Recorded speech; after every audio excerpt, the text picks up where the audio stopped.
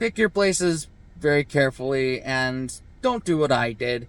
Anyway, I'm clean. I have not ruined any clothing. Welcome back to Spencer Joyce's World. If you're new here, I make travel videos and try to do them as cheaply as possible. Today, I am heading out from Merritt Island, Cocoa Beach, Cape Canaveral, Florida area. I'm heading off to the New Orleans area through New Year's. Had to stop in for one last Publix sub before I head out there.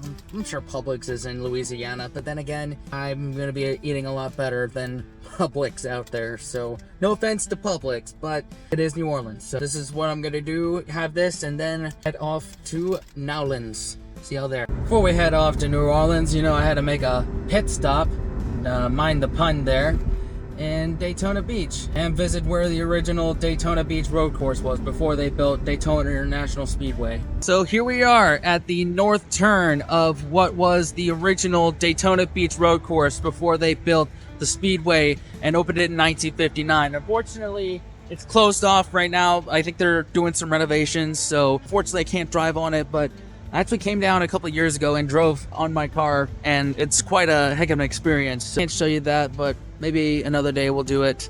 It is very exhilarating, and you know, I don't think they could ever recreate the Daytona course in NASCAR because you can't really build safer barriers on the beach, even though it's meant for cars. I mean, they did it in NASCAR Thunder 2003, 2004, so if it can happen in a video game, it can happen anywhere. Shockingly enough, there is a restaurant called Racing's North Turn, located right at the north turn of the course, and a little blurb right here, pause to read. And obviously, I couldn't drive on the beach side of the course, but I could drive on the road side of the course, which, as you can see in this little sped up version, makes it seem like I'm actually racing on there. There's no grease monkeys in sight. It's just hotels and actual residential areas. Oh well. Any beach related thing is going to be right down here at the south turn. Let's check it out. Yep, same deal as before. It is closed, but I am gonna get out and look around a little bit. This is the south turn, aka I think turn 1 and 2 of the original Daytona course. As you can see right there.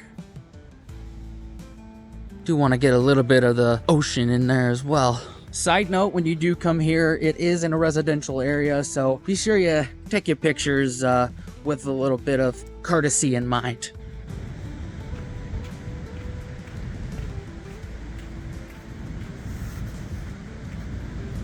Man, just look at that beach. All the way down there. Imagine racing a car on that. I can, because just take a look at this sand.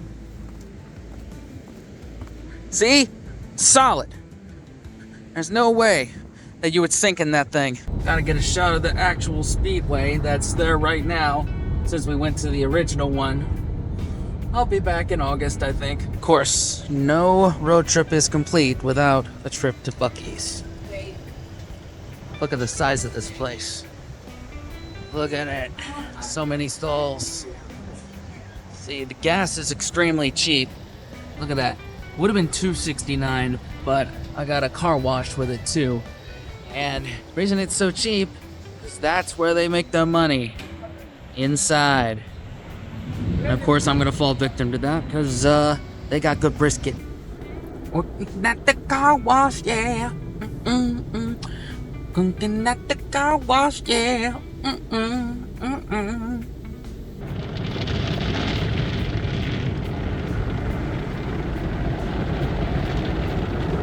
All the couples watching, how many of you have done it in a car wash? If you have to leave a like on this video. For anybody who's never heard of a Buc-ee's, the best way I could describe it is imagine a Walmart, a Costco, a barbecue restaurant, and a Dollar General all jumped into the portal from another dimension. Their DNA got all mixed up and they jumped out and started yelling, "Fresh brisket on the board!" That's Buc-ee's for ya. Also cheap gas. Y'all, $15.61 is what I paid for a brisket sandwich, a thing of beaver nuggets, and a extra large soda. This is the cheapest thing. This was $1.19, so between those two, it's $7-ish each. So luckily I know what's good in Buc-ee's, and I've been there before, and I'm not enamored with the size of it. This is to keep awake. Sandwich is for num-nums now, and the beaver nuggets are for keeping awake on the road, which I probably won't. I'll pull up somewhere. Look at that meaty monstrosity. Mmm. Mmm. Meat just falls apart in your mouth. Perfect amount of smoky and sweet. Is it a plain Jane sandwich? Yeah. Is it better than other Texas barbecue? I don't think it is. And then again, I never had actual barbecue in Texas. I might change that this year. But in terms of food from a gas station, you can't really do better than this. I'm sorry, Wawa. I'm sorry, Sheetz, but Buc-ee's has got you beat. Also has some of the best store brand cola. Whatever they're doing, keep doing it, Buc-ee's. All right, I'm gonna finish all this and I'll get back on the road.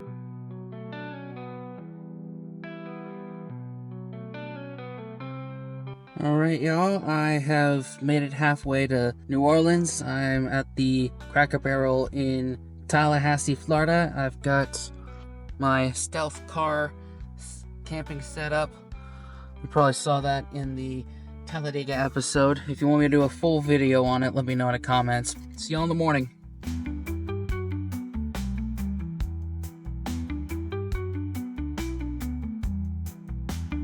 This part is potentially some TMI, so I'm gonna put the timestamp of where this little piece of advice ends so you can skip past it if you want it. My tip of the day for anybody who is getting into car camping or is just traveling and needs to just sleep a few hours, be sure you're parked somewhere where there's an accessible toilet, or just, go to the bathroom before you go to sleep. I almost learned that the hard way this morning when I was getting up. Like, my car camping setup, I have to move a lot of things, up to the front seat in order to put my bed down and go to sleep. So when I woke up and, nature was calling, I couldn't, get my car set up to drive that quickly. But luckily, I was in a secluded area and had some leftover trash bags from Talladega, as well as a bunch of fast food napkins that I've been hoarding for years. That really came in handy, and some hand sanitizer as well. So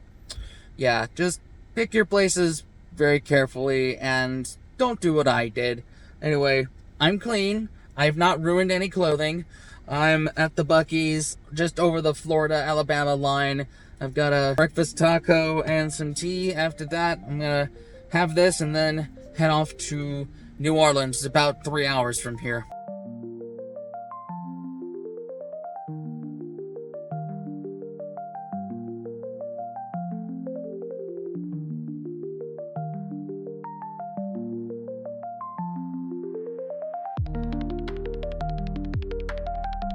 Y'all, in Gulfport, Mississippi, it was monsooning down, and you could barely see throughout the windshield. So stopped at the local Whataburger and just let it pass through. Now we make a final stretch.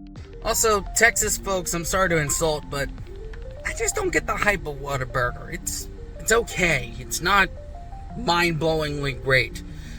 I guess because it's open 24 hours, it's like Whataburger is to Texas what Cookout is to the Carolinas. It's okay, it's cheap, and it's good after, drinking, smoking, clapping cheeks. Let me know, what's so special about it? I'm sure the Texans in the comments are already typing out hatred towards me, but look, man, I guess if you grew up with it, you're used to the taste of Whataburger, just like I'm used to the taste of Cookout. It doesn't really tickle my jimmies like it used to when I was in school, but it does the job when you need it to. Plus, another thing about Whataburger, it's way overpriced. I got a bacon double cheeseburger, large combo, and it ran me like 15 bucks. At Cookout, that wouldn't be more than, 10 bucks, and you get a lot more food from it at that. So, I'm just saying, come on. And this is in Mississippi as well. Seriously, come on now.